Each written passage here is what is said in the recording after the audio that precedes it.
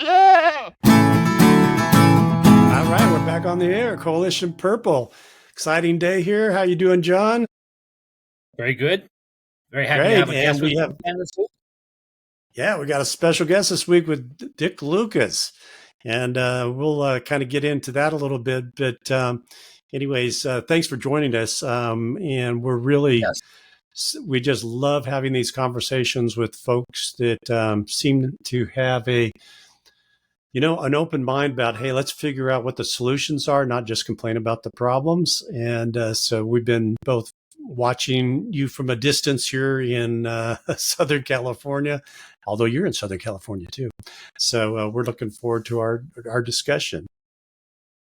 And I was just going to just real quickly start out and just ask you, just give us a little bit of background about you and how you kind of got involved in this kind of arena. Awesome. Yeah, I went to school in Boston. I ran track and field and cross country in high school and at the collegiate level.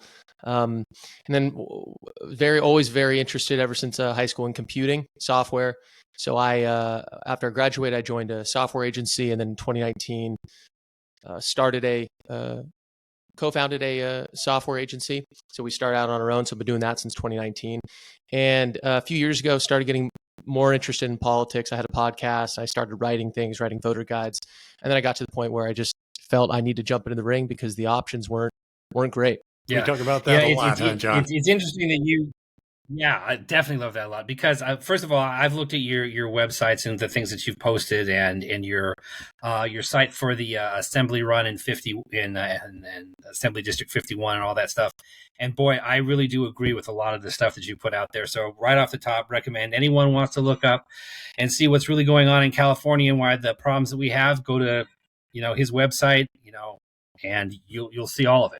But the thing that that was really on the top of my head right before I did this interview is I think you reposted the interview with one of the gubernatorial candidates, Katie Porter, and I think you maybe had a link to that at one point, where she got on the air and she said basically that she didn't care about the 40% of Californians that don't vote for Democrats, and there's been kind of a tizzy about that. But I actually think it was remarkably honest. I'm sure she doesn't care about the 40% of the voters who don't vote for Democrats. But I think it's a perfect encapsulation of the problems that we have in California. So my first question to you is, how do we get to the point where we don't have this 60% univote that no one can crack into and guarantees lifetime appointments essentially for Democrat politicians? Well, first of all, I think the bigger issue with what she said, I agree. I like when politicians are honest. I actually appreciate when they make mistakes too, because it makes me feel like not everything's totally scripted. But I think it's the way she reacted that's a bigger issue. That she basically stormed off because she didn't like the way the interview was going. Right. But in order to crack this nut, honestly, I mean, I don't know the answer. I think that we need more people. The tough thing here is, I mean, Coalition Purple, what you guys are doing is an effort here. I think we're in the same camp with trying to do this. The problem is you talk to most people. I think most people consider themselves moderate. You have normal conversations that aren't on the internet. People are generally reasonable. So the question is, how do we get those people in the middle? I think what I'm doing is I'm just trying to run. Right now I'm running as an independent.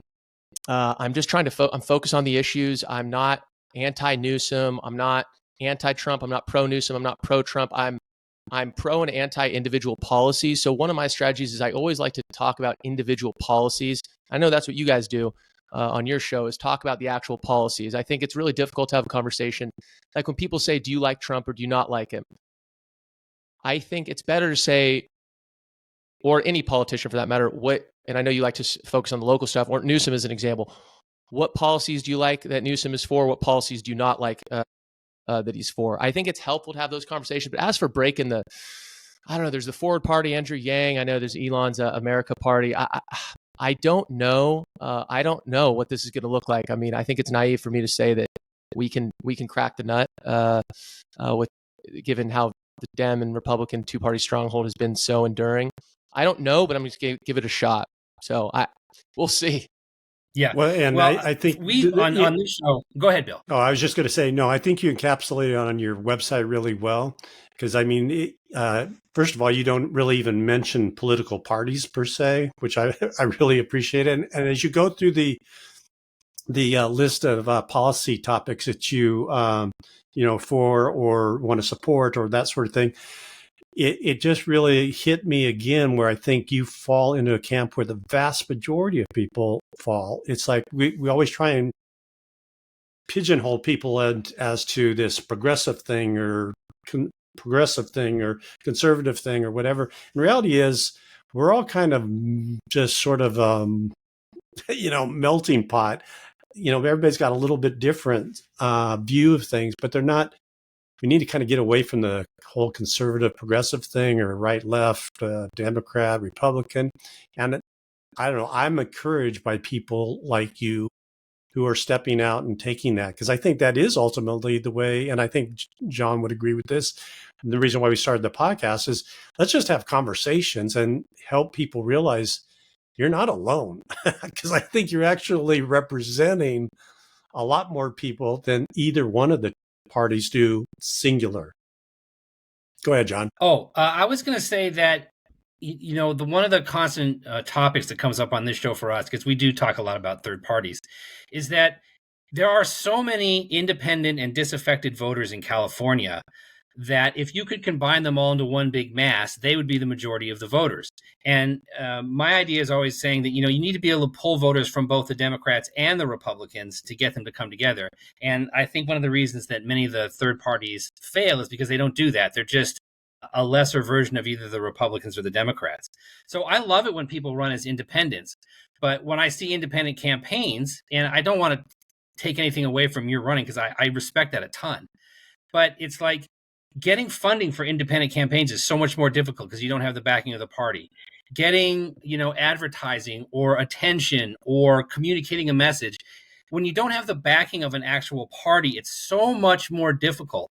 And so for me, I'm just always pushing and hoping that some bright light will come along, and you could be that bright light that says, look, it's not just going to be me running as an independent. Let's get a movement started. Let's bring people together that can agree on a certain set of core issues, make that into a party that can pull from both sides of the political fence and really make something big. And I just add one more thing, which is I've tried to create a political party and I can't do it. I tried. I don't have the money, don't have the resources, don't have the influences. So I don't expect anyone to do it.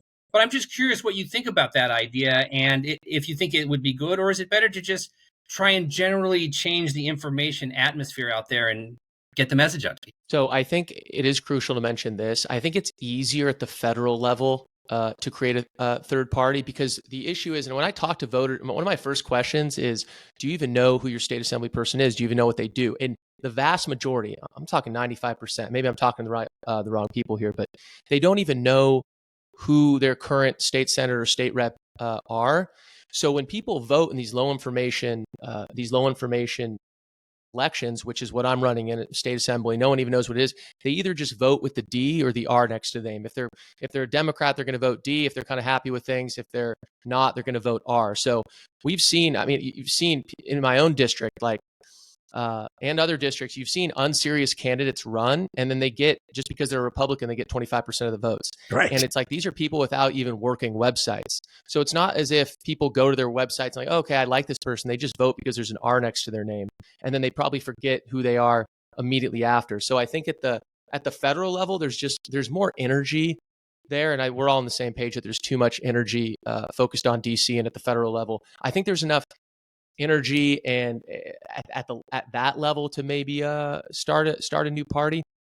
But certainly at the local level, it's really hard. And yes, of course, like Santa Monica, for example, the city that I live in, there are nonpartisan races as well, right? Like the Santa Monica City Council is a nonpartisan office. I think I even heard Yang in an interview recently say, I forget if most elected officials are technically in a nonpartisan office, right? Something like that. I also want to point out that not one no party preference or independent candidate has won in the history of this California state legislature. So this is like a it's a huge mountain to climb.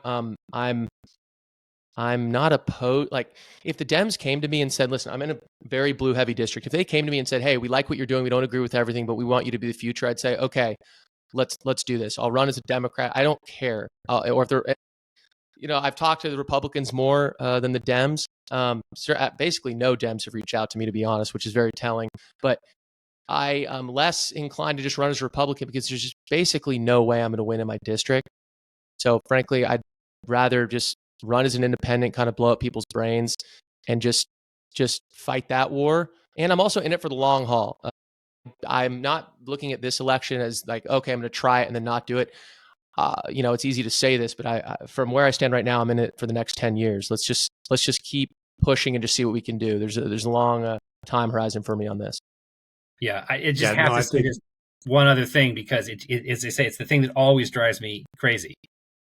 The political system in California right now is you have a party that controls everything, the Democrats, and then another party where if you run with an R by your name, it's actually a drag on your campaign. So it's either you run as a Republican and are immediately stigmatized as, well, a Republican, or you try and run it as an independent, and then you lose all the advantages of the fundraising and the advertising of the party affiliation. And I know I beat this drum way too much probably, but that's why I always talk about having a new party. Even a small party within California could start to squeeze the disaffecteds, away from the two middle parties. And again, I completely agree with what you're saying, that it's a big hill to climb. I don't know that my ideas are the right ideas, or if they're going to work, or if there can be a rise of independent candidates. And that's why I just have to keep saying, I really respect what you're doing. I think it's great that we have independent candidates running. I'm always just wondering, what is the pathway that leads us over the hill? Yeah, that, I wanted to say one other thing on this that I forgot. As you were speaking, it reminded me of something. I think, damn, I forgot. But yeah, I honestly, I don't know. I don't know what's going to get us over the hill. I really don't. I think it's worth a shot. And your point about being a Republican is always a stigma. I think it depends on the district. I think certainly in some districts in California, which I know I'm sure you guys have covered Prop 50, but I think that's super interesting. I'm a no on it. At first I was a yes because it sounded reasonable, but now I'm a no because I think, shooting ourselves in the face because Texas did something dumb is not the right strategy. But yeah, I think so. Some districts certainly the R helps, but to your point, John, definitely overall it does not in California. Certainly in the district I'm running in, and a couple. I started the ground game, so I started talking to people in my neighborhood. A few people, maybe not three, I think it was only two, but still, I talked to about 20 people, and two people immediately right off the bat said, "Are you running as a Democrat?" And I said, "No, independent." And they said, "Okay." They didn't say, "Oh," but if I said Republican, I bet you I would have gotten. It would not have been good. Yeah, well, and for those who are listening, when we're looking at your district, we're talking about, correct me if I'm wrong, Beverly Hills, Hollywood, Santa Monica, West Hollywood, Westwood Village. You probably can't get a whole lot bluer than that. Right. So, right. Yeah. But I guess this is the optimist in me, even because my son lives up in that area and John knows that area really well too. And I just want to interject there's that I am one of your voters. My registration is West Los Angeles, zip code 90025. I am one of your voters. Awesome. Well, I hope to earn your vote. That would be awesome. Yeah, well, I'm not going to vote for the Democrats and the Republicans, that's for sure.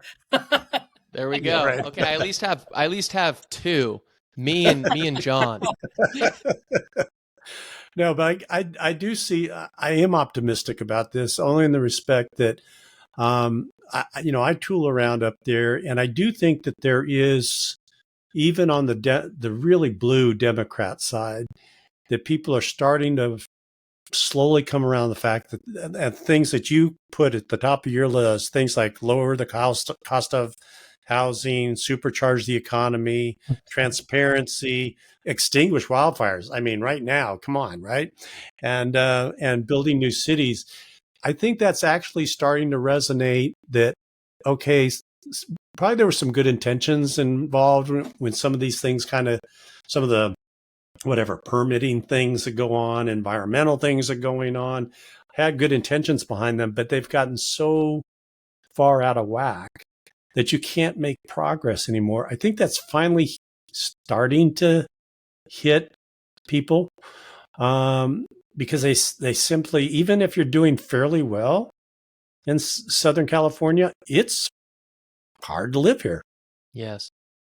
So I mean, I think your timing is good, and I think it's good that you're thinking long term. It may not happen this time, but I don't know. I'm almost at the point that it's kind of like building a business, right? You kind of start off in this one little small, figure out your one little niche, and then you start just kind of growing out from there, and it's a process, right? And and that's kind of the way I look at what you're doing, because I think if you can make it happen there, and I do think there's more and more people that are a little more open-minded than there once was there, it could be a real model. I agree. Well, let me give you my 60-second pitch real quick. I'm curious what you guys think, because every time I think about a thing, whatever I'm saying, I really try not to speak in any partisan language or through a partisan lens. So my three priorities are housing, homelessness, and the economy. We have the highest unemployment rate in the country, highest poverty rate in the country. We have the highest housing rate, cost of housing in the country, and the most homeless people in the country. So that is what fuels my priorities. Now, on the housing front, I just want to make it easy to build, lower the red tape. You see it in different markets where they make it easy to add supply. The rents actually come down. So that's what I want. I just want to replicate that. On the homeless front, I think California spent $23 billion from 2018 to 2023 on homelessness, and they did an audit, and they don't actually know where the money went. So I want to bring full transparency to that, which credit to the Democrats. They did put two bills on Newsom's desk, and I can't believe he vetoed them to bring transparency to this process. So I can't put all the blame on the Dems on this front. And also, I think we need to enforce the laws on homelessness. Like you can't camp on the street. You just can't. And then the counter to that is, well, do they have somewhere to go? We need to make sure they have somewhere to go. But also doing drugs. Like, I don't think we should throw people in prison because they're doing drugs. I think it's a public health issue, but I also think that criminals, if you're dealing death to my countrymen, you should be punished to the full extent of the law, full stop. Like, I don't understand. That shouldn't be controversial. I think that, we should prioritize that. And also the economy. We have, like I said, the highest unemployment rate in the country. It's hard to do business in California, whether you're a small business or a big business. And I just want to make it easier to do that. Permitting in general, the lawyers have we're a very pro-litigation state. So especially for small businesses, it's very, the lawyers love how easy it is to bring suits against businesses and our school districts more recently. I want to look at that as well. So I'm curious what you guys think of that. Is there anything I'm missing there, at least that would be a top priority issue that you think other people would care about? Another one could be crime, but crime is coming down. It's still an issue, but there's reason that's not in my top three. I think the other three are more important, but I'm curious your thoughts. So one of the things that I've talked a lot about on the show, and I think actually you do mention rather prominently on your site, is the idea of cost. And I think it's important to talk about it because it sort of encapsulates a lot of different things. So one of the things people always talk about is we need to build more affordable housing for people, because that's, in a way helps to address the homeless problem. But when it costs $750,000 to build a single unit of housing, well, you can't exactly build affordable housing for that. And then, and then you talk about the economy. Well, we have the highest poverty rate of any state, but not because people in California don't make money. It's because everything is so expensive. And so we're so heavily taxed, so heavily regulated, so encumbered by so many things put upon us by the government that the cost of doing anything in California costs a fortune. And so when you pile debt on top of that, even if you want to give out subsidies to people, you're just raising costs overall. So you give somebody $100, but you raise their cost of living by $100 a month. Well, you took money away from them. So I agree with everything you say. And I know you address costs, so I'm just curious, what are your thoughts on that? I totally agree. The reason that housing is at the top, I think, I got to look at the numbers on this, but I think housing, as far as the percentage of income that people spend, is the biggest single category of what they're spending their money on. So that's why that's at the top of my list. I think housing is like the top of the pyramid when it comes to, or the foundation of the pyramid. I don't know, whichever one is more when it comes to the affordability, when it comes to the affordability crisis. I think I talk about this on my website, talk about my opening video, but our utility bills are super high. Gas is we have the most expensive gas in the country. Those are also issues. And the reason that I don't include those in my pitch is because, and you mentioned this earlier, and it's the reason your podcast is 30 minutes. People can't remember. If you start hitting people with like 10 things, they won't remember anything, which is why I really try to focus on three things, and the most important, or even just if they can even remember one thing out of a conversation with me, I think it's a win, especially with this local stuff. And I think that's how people vote too. They vote. Some of it's by vibes, some of it's by policy stuff, but you really just have to hammer and hammer and hammer. That's why I think Trump, he's I think a master communicator, and I don't agree with a lot of what he does, but he just hammers points home, because I think he realizes that they're not going to remember if you give someone a list of 100 things, but if you just keep repeating things constantly, that's kind of how you have to do it.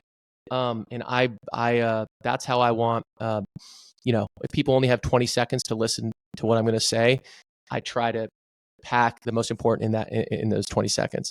So I hate to stack another issue on here, because I know that we just talked about keeping it simple, but it just occurred to me, and I love it. And that's insurance. California has an absolute insurance disaster. All the people that can't get fire insurance anymore, or homeowners insurance, or flood insurance.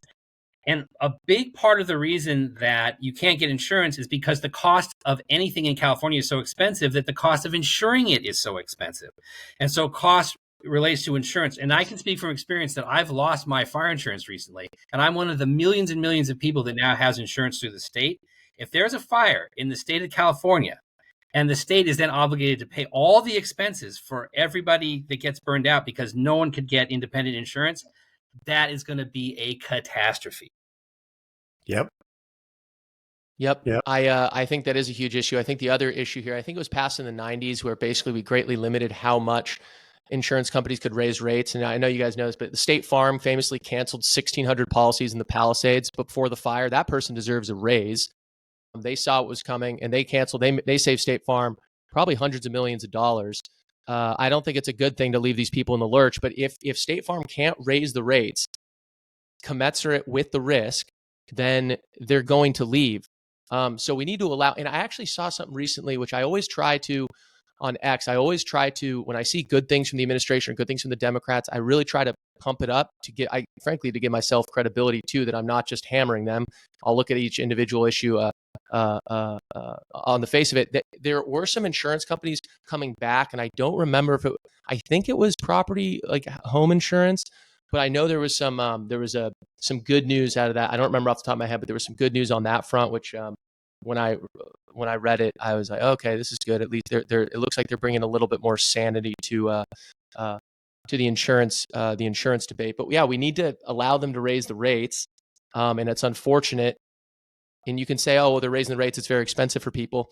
Well, why are they raising the rates? If they're all competing with each other, then they're all raising the rates, then it probably means that there's high risk. We can lower those rates. To your point, John, everything's expensive here. Like if we show that we're doing, for example, brush clearing in the Palisades, like doing controlled burns, if we're showing that all our fire hydrants work, if we're showing that we have the fastest firefighter response time on the planet, I'm sure insurance companies will see that. In fact, they're going to see it better than anyone, because this is what they do for a living, and they'll lower rates with that. And in fact, my state senator, Ben Allen, who's in my district, that's part of the Palisades, his district too, he's running for insurance. He's terming out. He's running for insurance commissioner in California. So that's interesting. It is funny. You term out, and then you just keep staying in the machine, dude. You just stay in the machine. It's unbelievable. It is a machine. We talk about that a lot, and going back to the whole how do you fund a campaign thing, it has become such a business, and it's no longer, hey, I just want to be a good American citizen and do my part. It's truly a career and a business for people, and I think that's why I think people are so cynical about it. But we're trying not to be cynical about it. That's why we want to talk to folks like you that, hey, it doesn't have to be this way, right? Yes. If people just get behind it, it's always a scary process. We talk to other people all the time that they're afraid to vote a little bit differently, because it's like, well, gosh, if I don't vote for a Democrat, then this quote unquote crazy Republican is going to get in, or vice versa, right? So it's like at some point you have to take the leap to make some change Yes. happen. And Yes. Well, it's funny. that's the big challenge. People always ask me, okay, how can I help your campaign? I always appreciate that. Right now, I'm not accepting any help. I just want to see how far I can get on my own before I start wasting other people's time on this. But my answer is you can run for office. That's how you can help me. Like, I really believe that if we had, it's not that hard to run. Like, tactically, you don't need to raise any money. I'm currently not raising any money. I don't know what you need money for. I'm barely spending any money. Like, I'm hitting online. That has zero marginal cost. That doesn't cost anything. And I'm going to go out. My ground game is like, I'm going to have a sign that I paint. And like, I don't know, I'm just going to talk to people with cheap business cards that I print out. So I know it's naive, but I don't see why you need any money. And I'm trying to kind of invert this whole thing on its head. But I really believe that if you have 10 extra hours a week, you could put it together a decent campaign. Like you make one video a week and like you talk to some people in your district and like you get on podcasts like yours. Like it's really not that time consuming. So I really like if we had 1,000 people like that were like you guys or like me that were like, okay, let's focus on each issue, whatever's best for the state, let's do it. I think it would change things. And a lot of people say, oh, well, I'm helping in other ways and I'm helping with policy stuff and I'm helping. It's like, I feel like we have it's really easy to find the right policies. It takes 10 seconds, maybe 30 seconds of Googling, like, okay, what works, what doesn't, what do other states do? What we have the information. It's just no one's running. Like I tell my friends, I'm like, just run for office. Like, and I want to do a video on this where I'm like, dude, everyone should just run, like just run because we just don't have, we got to flood the zone. Absolutely. Love that. What do you think, John? You guys should run. John, you should run against me. You should. You should. It would bring more energy to it. It'd be awesome. No, you're right. No, that's a really good point. But yeah, no, yeah, exactly what you're saying though is exactly right. It's about getting information to people so that they can feel empowered to. It's like, hey, I don't have to vote for this person or that person. But it also goes back to a little bit about what I was saying about Katie Porting not caring about the 40%. As long as the Democrats who run the state feel, and this is true for Republicans too, any incumbent, as long as the incumbents feel that they absolutely cannot be put out of office because they're just going to win all the time because, let's face it, historically speaking, they do win all the time, then they don't really care about the issues. If the issues don't matter to them because they're just going to get reelected anyway. So again, it's like the independent candidates and the empowerment of the voters to start breaking apart these coalitions so that the incumbents feel like, hey, if I'm not responsive to my voters, then they won't vote for me and I won't win. As soon as they have this tangible feeling of loss connected with each election, then maybe we can start making ground on policy. But we got to get that past that first hurdle where the incumbents actually realize they have a chance of losing. Yes. Well, and I just remember the other thing that I said I forgot. The Democrats and Republicans, the parties are very good at first serving themselves and staying in power more than any principles or anything else. They just want to stay in power. So what they do a good job of doing is if they see an issue get popular that they're not covering, they just absorb it as part of their platform. So it's hard. That's, I think, another tactical reason why it's hard to start a third party, because if some third party really got going and really got momentum, the Dems and Republicans, maybe at least one of them will just absorb that policy issue and say, okay, they have some good points, we'll absorb it, and now you can just vote for us and we'll actually win. So that's why it's such an uphill battle as well. Yeah. But going back to your comment about we should all run, that we should all run. I love that because I do think that is part of it. And the fact the dynamics have changed thanks to technology. There's a lot of downsides to some of the technology, but there's been a lot of upsides. And that's one thing I do think, even though they spend $1 billion on, well, maybe and again, we're talking about federal stuff, but literally spend billions for a presidential campaign, all that. Most of that money, I think, is just poured down a rat hole. I don't think it makes any difference whatsoever. Well, and it really comes down outraised Trump by a decent amount. Right. So I think it's funny when people talk about money in politics and stop the oligarchy and all this stuff. It's like more billionaires supported Kamala and she raised more money. So this isn't a money issue.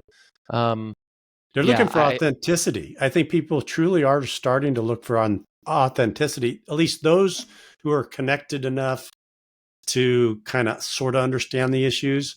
The bigger issue is that there's so many people that are just totally disconnected. I mean, I had a conversation the other night, and I can't go into much detail because I don't want to out anybody, but it was a person who is in a law enforcement capacity, and he was asking me, he was asking me about who this one particular politician was in the room where we were at this event. And it was basically his boss for the entity that he works for. And he didn't, and I said, so what does he do? And he says, well, he approves the budgets that you get paid out of. And he had no freaking clue. That's the boss's fault, in my opinion. Well, part of it's that, but I don't think it was, and again, I'm not going to try and generalize too much, but he was probably a younger person who maybe hasn't had the opportunity or need to, or has the feeling to get sort of more involved. But it was just like, wow, I mean, that guy actually sort of ultimately pays you, right? And no clue. And I don't think that's unusual at all. I really think that's pretty common out there, unfortunately.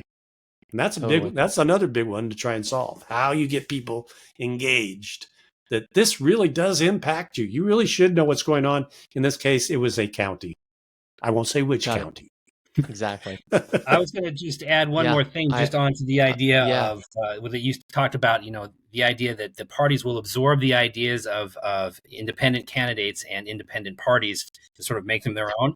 And, as soon as you said that, it really hit home to me, because maybe that is the way that we solve it. If we can force the parties to absorb enough good ideas, they won't be as bad as they are now. So maybe we won't get change from without, but we'll get change from within. And I'm open to that idea. But I love the idea of the optimism of things, of just saying, get out and run, get out and be active, force the parties to absorb these ideas and address them, and then you're making change. Yeah, absolutely. Well, we're kind of getting close to the end here, so we probably should wrap it up. But anyways, Dick, if you just want to remind everybody where they can go to learn more about you and kind of what's happening in the future, that'd be great. Awesome. Best way, dicklucas.com. I link to I'm pretty active on X and active on Instagram. I also post all my videos on YouTube with YouTube Shorts, but I also have a newsletter. If you go to dicklucas.com, click the Become a Dick button, you can subscribe to my newsletter. And I post there about every 2 weeks, and I give basically a full update. Here's all the videos I've released. Here's what I'm thinking about. Here's what's top of mind. Here's an update on the campaign. So a lot of people, I think that's just the easiest. Well, frankly, I think X or Instagram is the easiest. But if you aren't on those platforms and want to make sure that you get my updates, subscribe to the newsletter, because it'll go right to your inbox. Yeah, right. No, that's great. Well, and one last thing, I do love the little bit of humor you put into it, because we could all drive ourselves crazy. And that's why we try and keep things a little bit light at times here, because you'll go nuts if you don't laugh a little bit at all the craziness going on. So I really appreciated that. 100%. And also, frankly, selfishly, if I'm not having fun with this, I'm not going to last 10 years.